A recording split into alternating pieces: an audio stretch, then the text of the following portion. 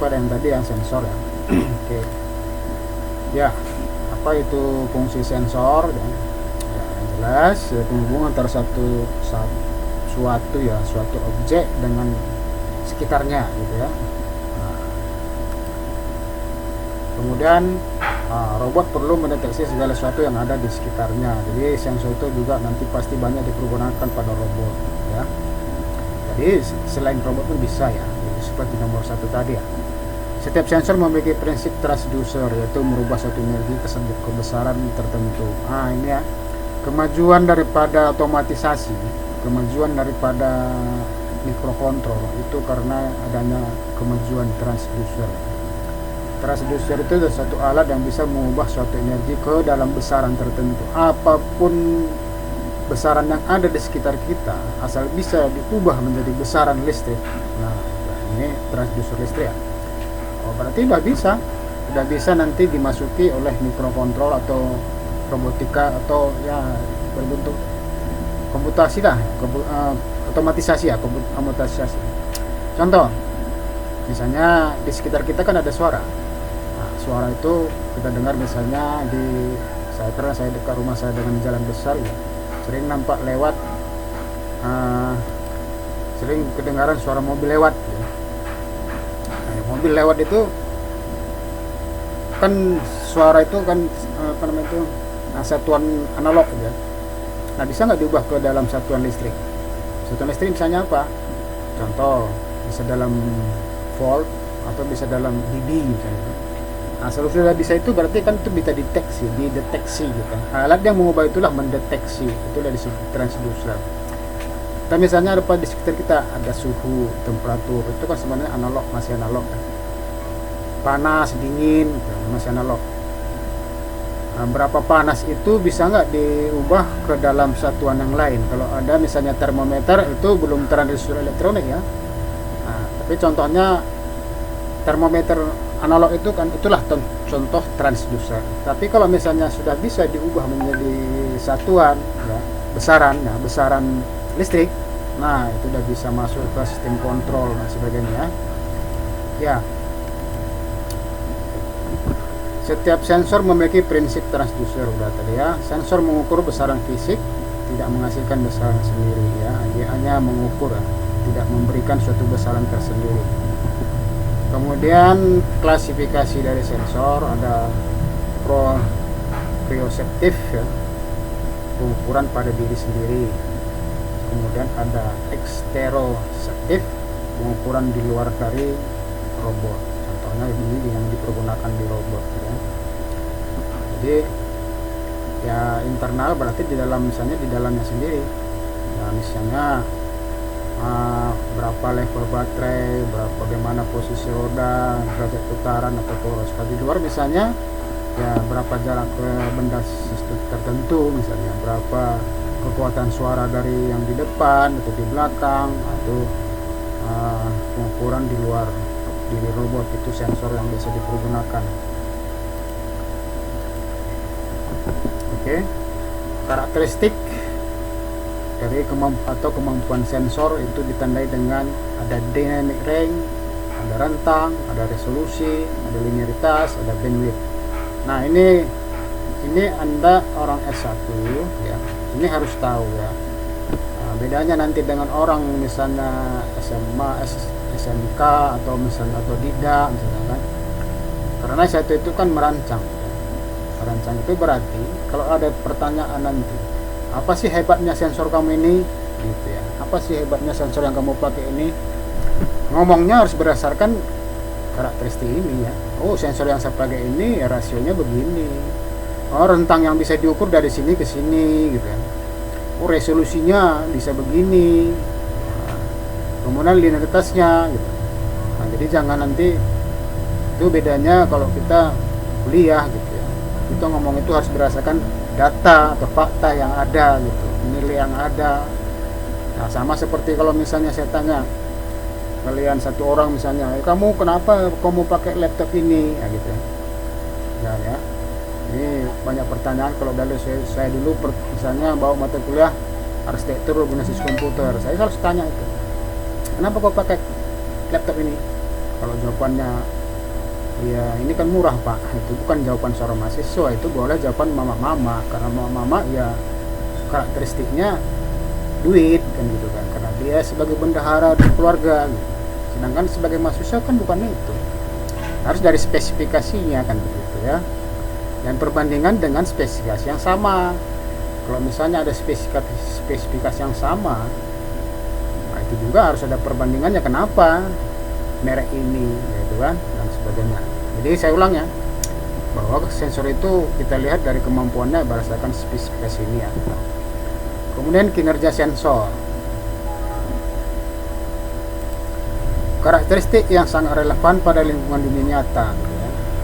Ya, jadi ada sensitivitas, yaitu rasio perbandingan output dengan perubahan masukan gitu ya. Jadi kalau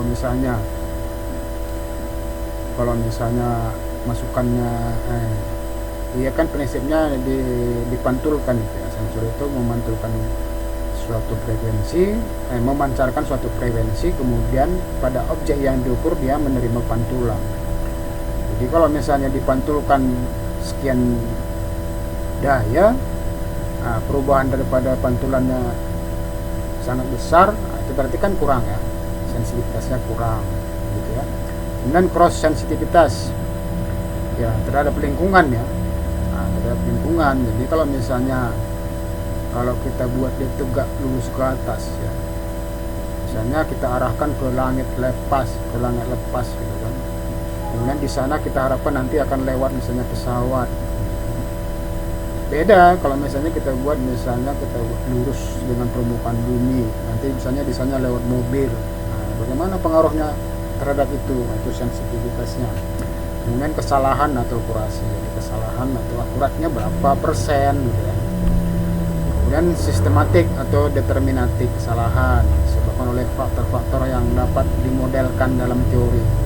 Misalnya kalibrasi sensor laser. Jadi kalibrasi ya, ini contoh kalibrasi ya. Jadi kalau misalnya sensor bisa dikalibrasi, berarti itu suatu alat yang bisa kita gunakan. Contoh kalibrasi, misalnya begini ya, kalau kita buat dalam level 1, kemudian nanti nih ya kemampuan dia misalnya sampai sekian kilometer, sekian meter. Kalau bisa kita buat level 2, seharusnya kan kalau kali 10 berarti kali 10. Ternyata nanti kali 2-nya tidak bisa sampai kali 2-nya, kali 10-nya. Nah, perlu dikalibrasi gitu, diatur, ditrim seperti itu. Nah, itu bisa nggak sensor seperti itu? Itu contoh ya. Kemudian kesalahan acak, misalnya kita sebelah rona kamera ya, jadi bagaimana dia kalau misalnya malam hari ya, bagaimana kalau misalnya dia dipengaruhi oleh di kiri kanannya. Misalnya kita kan sensor itu tadi saya ulang ya, dia kan memancarkan satu frekuensi, begitu kena objek di depan dipantulkan. Bagaimana kalau misalnya di sekeliling juga ada berseliweran benda-benda yang lain, ada faktornya enggak, ada ke efeknya enggak ke pantulannya gitu ya, karena ini kan gelombang, mungkin di sekitarnya itu kan mungkin dianggap di gelombang kalau ada benda-benda yang berseliweran, misalnya pun ya, mobil yang lain yang kencang di samping kiri kanannya tidak pas di pantulannya misalnya. Itu juga sesuatu yang perlu dipertimbangkan dalam kinerja sensor. Reproducibility hasil sensor ya. Jadi kira-kira ini perlu diingat karena Anda adalah S1. Nah, segala sesuatu yang kita buat itu tidak, kalaupun misalnya kemarin saya bilang begini ya, kemarin kan saya katakan bahwa kita mencontek aja sudah suatu kemampuan mencontek. Yang jadi masalah sekarang mencontek pun nggak mampu ya, sudah menyedihkan. Meskipun sebenarnya mencontek itu bukan kemampuan anak sarjana, bukan anak S1 ya, mencontek itu ya kemampuan dari anak SMK, karena dia hanya menjalankan yang sudah dibuat orang gitu. Nah, jadi oke lah kita mencontek, tapi kita mampu melihat ya teori-teori atau parameter atau kinerja atau yang lain-lain dari sebuah benda yang kita pergunakan. Kita pergunakan sekarang, kita bicara sekarang tentang sensor. Ya, hal-hal seperti ini harus jadi pertimbangan. Beda nanti kalau misalnya Anda kerja di perusahaan, Anda bukan SMK masuk.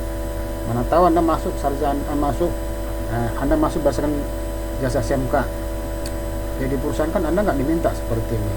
Tapi kalau Anda misalnya masuk dari seorang sarjana, ya Anda yang menentukan ini. Nah, jangan selalu dibilang banyak selalu ya di skripsi misalnya kan di sidang, yaitu yang banyak dipergunakan orang Pak. Nah, itu bukan jawaban. Itu kira-kira ya. Ya, ada beberapa sensor ya. Contohnya ini ada sensor sentuh. Sentuh dalam arti ya, seperti kalkulator lah ya. Itu kan sentuh. Keyboard ya. Keyboardnya laptop komputer itu sentuh ya. Nah, gambarnya prinsipnya seperti ini ya, yang sebelah kanan. Ya. Jadi kalau sensor itu rata-rata kan itu maksudnya kelistrikan. Menghubungi kelistrikan. Cuman kelistrikan di sini adalah tegangan DC. Ingat ya, dari awal saya ingatkan bahwa mikrokontrol itu atau semua peralatan mikrokontrol itu bekerja pada 5 volt. Jadi yang diharapkan itu ya masalah 5 volt itu. Sedangkan kalau kita di rumah pakai saklar, itu kan yang 220 volt itu yang listrik itu, ya, kira-kira gitu ya. Ya. Jadi di sini kalau ada tertekan, maka spiralnya itu, pairnya itu kan tertekan juga, dia akan lentur atau memendek ya, sehingga hubungan bagian atas dengan bagian bawah terjadi. Ini kira-kira sama prinsipnya dengan pas button ya. Kemudian ada sensor kemiringan ya. Ya, sensor kemiringan ya, gambar sebelah kiri ini kan banyak dipakai oleh kerja bangunan ya, namanya itu timbang air katanya, kalau di daerah kami namanya timbang air.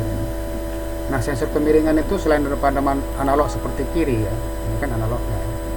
Nah, ini sudah elektrik ya, sudah listrik.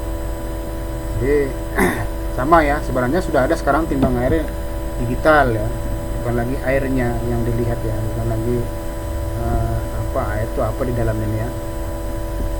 Oke, jadi sensor kemiringan juga ada ya. Nanti di Tokopedia kemarin sudah saya lihat sudah ada. Bukan alatnya ya, sensornya ya. Jadi perhatikan, kalau misalnya langsung pada alatnya kan kita beli ya, sudah jadi ya. Ada yang khusus sensornya. Ada sensor posisi, ini benar-benar manual ya. Nah, sensor posisi ini kan ini namanya potensiometer ya. Nah, bagaimana posisi ini bisa juga dibuat dalam bentuk elektrik ya. Nah, banyak juga kalau misalnya kita lihat awal-awalnya, mungkin kalian nggak pernah jumpa ya, atau bisa masih ada sekarang, misalnya alat audio yang lama ya, alat audio yang lama itu dia dengan menekan satu tombol sebentar naik suara, volume suara, tekan lama lagi naik lagi, tekan sebelah kiri turun lagi. Itu sudah sensor elektronik, bukan sensor lagi sensor manual seperti ini. Yang jelas ini kan masalah hambatan ya, putar ke kanan hambatannya berubah, putar ke kiri hambatannya berubah ya. Jadi kalau pada rangkaian kontrol nanti sensor posisi ini ada saatnya dibutuhkan ya. Ya, untuk alatnya itu banyak dijual sensor ini. Contohnya ada banyak stick ya, stick itu udah dijual ya. Nah, itu adalah sensor posisi. Nah, jadi ada sensor sentuh yang lain, misalnya ini one directional read switch. Ini berarti tertekan gambar yang atas ya, tertekan yang satu yang terhubung. Kalau yang di bawah ini ada beberapa ya, ada beberapa yang terhubung. Lebarnya kalau listrik itu kan ada satu beli kita yang berapa saklar, katanya ada 3 saklar, ada titiknya. Ada yang berdasarkan diputar ya. Nah, ini diputar ya, hampir sama dengan stick ya, bisa diputar. Nah, itu sensor. Kemudian ada sensor yang dalam bentuk yang lain, yaitu sensor cahaya ya. Nah, apa yang termasuk sensor cahaya? Karena sensor cahaya itu ada terdiri dari 4 macam. Ada fotoresistor, ada fotodioda, ada diferensial fotodioda, ada fototransistor. Nah, fotoresistor ya gambarnya sebelahnya.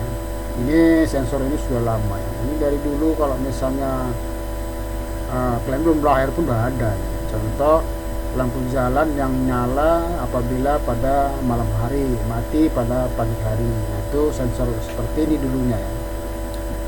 Ini sangat murah ini, di bawah 100.000, di bawah 1.000 rupiah ini kalau dibeli sekarang ya. Cuman dia nggak bisa berdiri sendiri ya, pasti ada rangkaian pendukungnya, karena dia kan nanti menghubungkan sesuatu yang menjadi switch utama gitu, misalnya relay. Nah, jadi dia menggerakkan relay. Begitu kena cahaya, hambatannya berubah. Karena hambatannya mengecil, maka masuklah arus, maka dia men-trigger relay utama gitu. Jadi terhubunglah tegangan listrik yang 220 volt, hiduplah lampu. Kira-kira begitu prinsip kerjanya. Dengan prinsip yang sama ada fotodioda. Nah, ini juga dioda kan seperti kemarin ada LED ya, LED itu dioda ya. Kalau LED itu kan diberikan tegangan listrik dia nyala. Nah, kalau fotodioda begitu ada cahaya dia nyambung, nah gitu ya. Jadi fotodioda lebih sensitif ya. Nah, dia dengan nilai cahaya tertentu langsung short.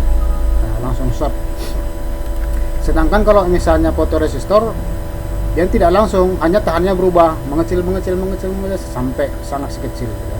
Kalau fotodioda enggak, dia mencapai tegangan barir ya, ada tegangan barir namanya, misalnya 0,7 volt, mulai 0 di atas 0,7 tetap langsung dia short, nanti langsung nyambung. Itu fotodioda. Kemudian diferensial fotodioda, jadi menggunakan beberapa dioda yang membandingkan perbedaannya, itu diferensial. Nanti kan ini kasus-kasus tertentu dibutuhkan diferensial fotodioda. Kalau yang di sini begini, yang sekian, ini sekian, maka ini yang punya. Ini disinilah yang dibutuhkan, misalnya namanya kalau di apa itu namanya fuzzy logic ya. Nah, fuzzy logic itu kan nanti masukannya misalnya 4. Meskipun 4 itu biasanya sama-sama cahaya, jadi outputnya apa gitu. Jadi itu dipergunakan. Tapi kalau hanya 1-2 nggak usah diferensial fotodioda. Kemudian ada fototransistor. Ini transistor itu juga banyak dipergunakan sebagai sensor ya.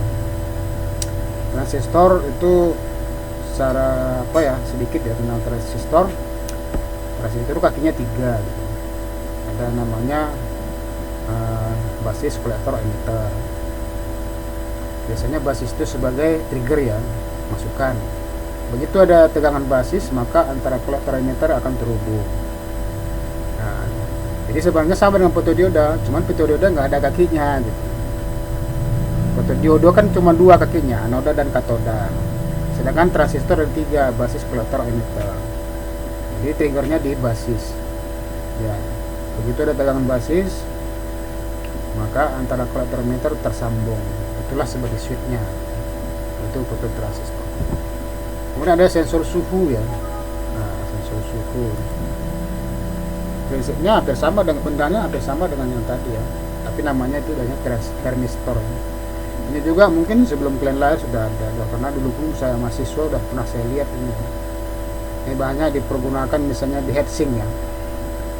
Heatsink itu apa namanya, pendingin ya, pendingin. Kalau misalnya di komputer itu kan ada prosesor. Prosesor adalah yang paling panas ya, dan di prosesor kan biasanya dikasih pendingin. Pendingin itu misalnya terbuat dari aluminium ya, selain daripada ada kipas ya. Nah, mungkin pendingin yang paling bagus sebenarnya kan tembaga atau emas ya, tapi kan mahal sekali. Kayak misalnya kalau kita dipakai misalnya pendinginnya aluminium, nah, kinerja prosesor meningkat, pasti suhunya meningkat ya. Kemampuan prosesor misalnya suhunya 90 derajat, lebih dari 90 derajat takut rusak, maka ditempelkanlah sensor ini di pendinginnya tadi. Begitu pendinginnya sudah mencapai 89 derajat, nah, maka dia langsung memutus listrik atau memutus catu daya, mati komputernya. Oh, itu setelah saya periksa, itu zaman dulu ya, setelah saya periksa rupanya sensornya awalnya penyawanya sensornya nggak mampu lagi mematikan, sehingga prosesornya rusak. Jadi ganti pun prosesornya, kalau misalnya sensornya nggak diganti, maka tak lama nanti rusak lagi, prosesornya panas, rusak lagi. Jadi untuk mendeteksi suhunya jangan overload ya, dipergunakan sensor suhu ya. Itu contoh ya. Pas saya bilang tadi dulu pun udah banyak, tapi sekarang masih bisa dipergunakan. Ini sangat murah gitu. Sensor ini ya kalau masalah ya pasti di bawah 5.000 rupiah nih, murah ya. Kemudian ada sensor posisi, ini tadi sebenarnya udah lah diteruskan. Jadi secara listrik ya, secara listrik prinsipnya seperti yang tadi, begitu diberikan sebuah tegangan masukan ya, kalau secara simbolik seperti ini ya, ada sebuah penguat, nah, masukannya 2 buah, keluarnya 1.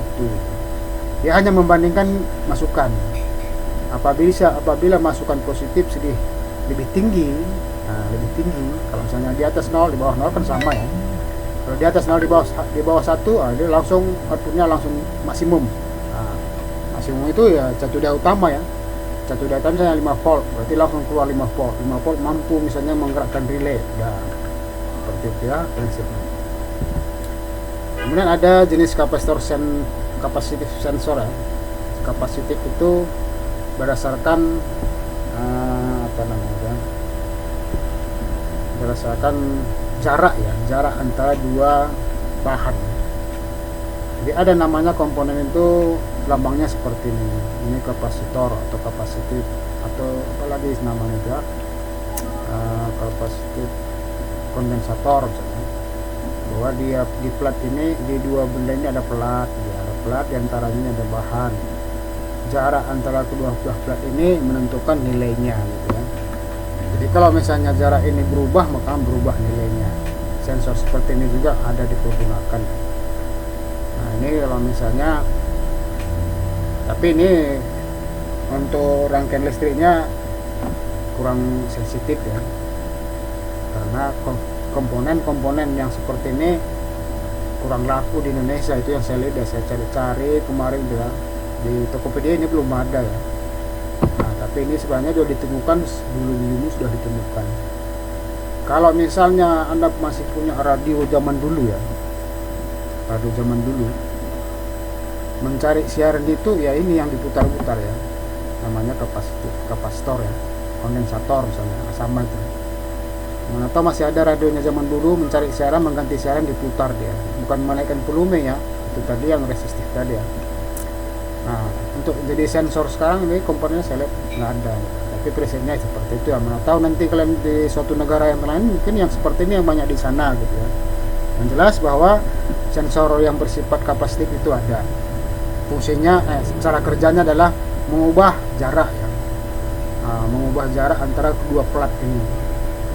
Diputar ke kanan mungkin jaraknya merapat, diputar ke kiri jaraknya merenggang.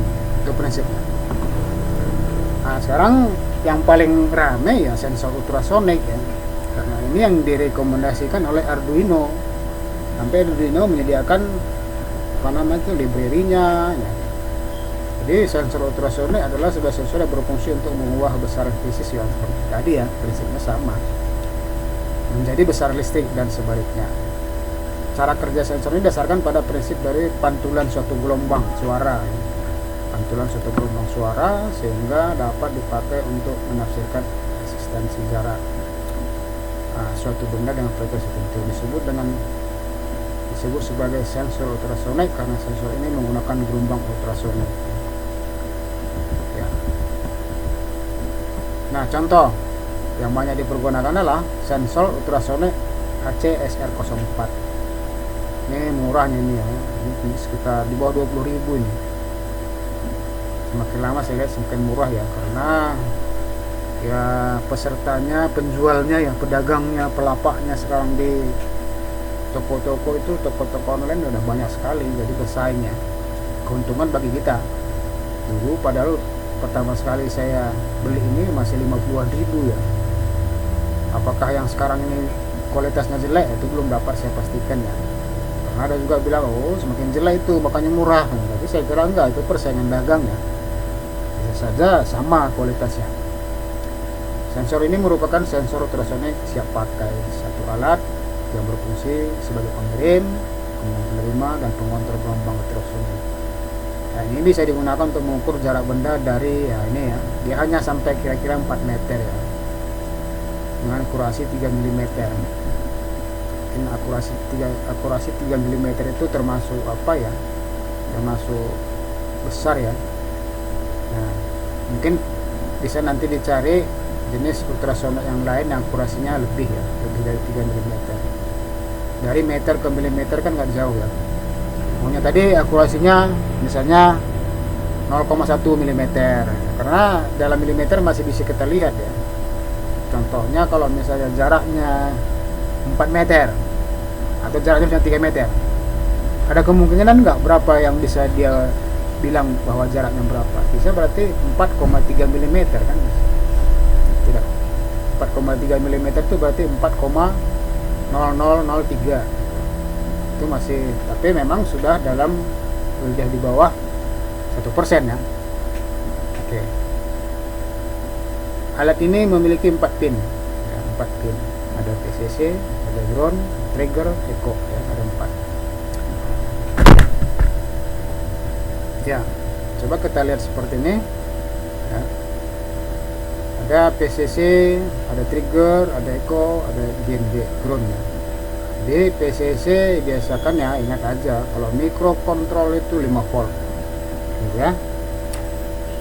Trigger ini adalah sebagai sumber gelombang. Nah, ini nanti dari Arduino ya. Nah, jadi Arduino kita program nanti dia misalnya keluar dari port Arduino 13 ya. Jadi dari pin 13 Arduino itu masuk ke trigger.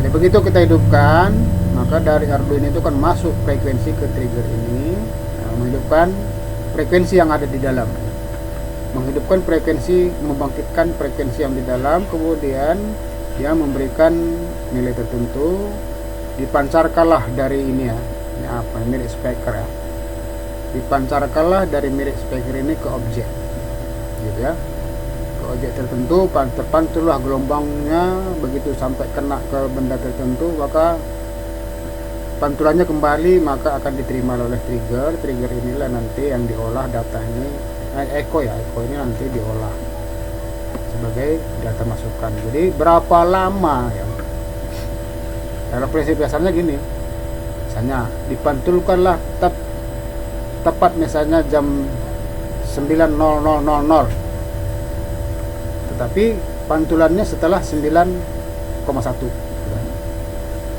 Ini kita buat misalnya detik ya, berarti ada rumusnya, masukkan ke rumus.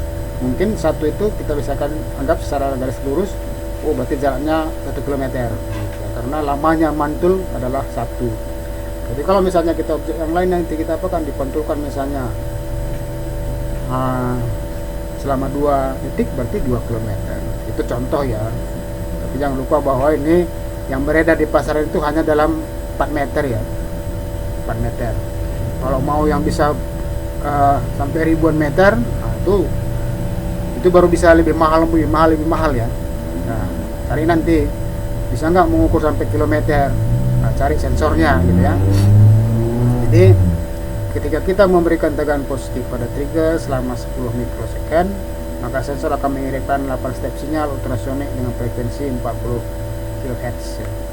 40 kHz sebenarnya bisa didengar, nggak bisa didengar ya, nggak bisa didengar, karena maksimum bisa didengar manusia adalah 20 kHz. Ini nggak bisa didengar. Jadi kalaupun keras sebenarnya nggak bisa kita dengar. Selanjutnya sinyal yang akan diterima oleh pin echo. Jadi pantulan tadi terima echo untuk mengukur jarak benda, memantulkan sinyal tersebut. Selisih waktu kita mengirim dan menerima sinyal digunakan untuk menentukan jarak benda tersebut. Nah, ada rumusnya ya. Nah, inilah sensor-sensor yang bisa saya lihat yang masih ada di pasaran ya. Gambar-gambar sendiri masih ada di pasaran. Inilah tadi misalnya ini bersihkan cahaya ya. Ini yang banyak dipakai orang untuk lampu jalan atau lampu taman ya, LDR ya, light dependent resistor. Jadi nilai tahannya akan berubah kalau ada cahaya. Sifat perubahan nilai tahan itu dimanfaatkan untuk men-trigger switch ya. Kemudian ada thermocouple ya, termo berarti term ya, term berarti suhu ya. Nah, kemudian ada accelerometer, ini ultrasonic tadi. Kemudian ini load cell ya, Nah, ini yang belum tahu saya bagaimana menggunakannya. Jadi dia berdasarkan jarak ya. Jadi cuman bagaimana itu perubahan jaraknya ini belum dapat saya temukan. Tapi ini sebenarnya kalau dilihat dari bendanya itu sama dengan sensor kapasitif tadi ya. Ini sensor suara, ini sudah langsung memang diarahkan ke suara. Ada beda dengan sensor ini. Meskipun sebenarnya prinsipnya sama ya, tapi ini langsung bisa sudah dirangkai ya. Jadi kalau nanti Arduino Anda tugasnya adalah mendeteksi suara, nah ada langsung ada boardnya langsung ya, ada komponennya udah lengkap ya. Tinggal diolah di Arduino. Nah, kemudian ada humidity sensor, kemudian half effect sensor. Nah, ini banyak sensor yang rata-rata ini sensor-sensor yang untuk daya rendah. Tetapi jangan lupa daya rendah pun sebenarnya dia bisa kita gabungkan dengan suatu penggerak atau relay yang untuk daya besar. Yang jadi masalah itu tadi ya, apa tadi untuk jarak tadi ya, dan sensitivitasnya ya. Mana yang bisa jauh nih? Kalau misalnya LDR tadi ya, itu pasti cahaya ya, itu cahaya berarti kekuatan kandelanya ya. Dia bisa nggak mengukur antara, kalau bandingkanlah ya, satuan cahaya kan kandela ya, atau ada satu lagi ya selain kandela. Misalnya bayangkanlah kita buat di rumah, ada lampu kita 5 watt dengan 100 watt. Apakah di situ ranknya, atau mungkin di atas 100 watt sampai 1000 watt. Nah, ya itu banyak pilihan. Oke, itu kira-kira ini ada satu contoh rangkaian yang memanfaatkan sensor ultrasonik, yaitu untuk mengukur ketinggian air ya. Ini sudah banyak, sudah lama ditemukan. Sebelum Arduino pun sudah ada rangkaian seperti ini. Ini lengkap ya. Ada ini sebenarnya ada monitornya ya. Tetapi monitor ini juga ditambah dengan monitor LCD. Karena LCD bisa kita ketikkan tambahannya, tampilannya apa misalnya kan. Langsung misalnya di situ milimeter ya. Atau dibuat ketinggiannya sekarang adalah sekian milimeter. Sedangkan di sebelah kiri atas ini sensornya ada angka-angka saja. Nah, displaynya hanya angka-angka saja. Nah, ini dipergunakan buzzer ya. Buzzer ini dia akan berbunyi mungkin kalau kita harap begitu penuh misalnya. Kalau misalnya air di tong ya, di tong ya, atau ember ya, atau di bak ya. Begitu penuh kita mau harap dia bunyi gitu. Selain daripada tampilan di LCD dimunculkan level air maksimum. Nah, kemudian disertakan juga ini driver ya. Ini driver daripada ini sensornya Arduino. Ini contoh ya. Selain itu banyak ya. Seperti tadi kawan kalian membuat judul misalnya apa tadi, jarak parkir ya. Nah, jadi itu juga bisa seperti ini ya, bisa ada bunyinya. Jadi kalau misalnya dilebihkan lagi itu tadi dipergunakan kawan si siapa tadi ya. Misalnya dipakai lagi sound recorder misalnya, atau dipakai lagi misalnya speaker yang lain yang bisa bunyinya apa, kalau begitu sampai jarak tertentu dia bunyi stop. Nah, bisa juga banyak ya, itu contoh. Oke, itu kira-kira hari ini ya.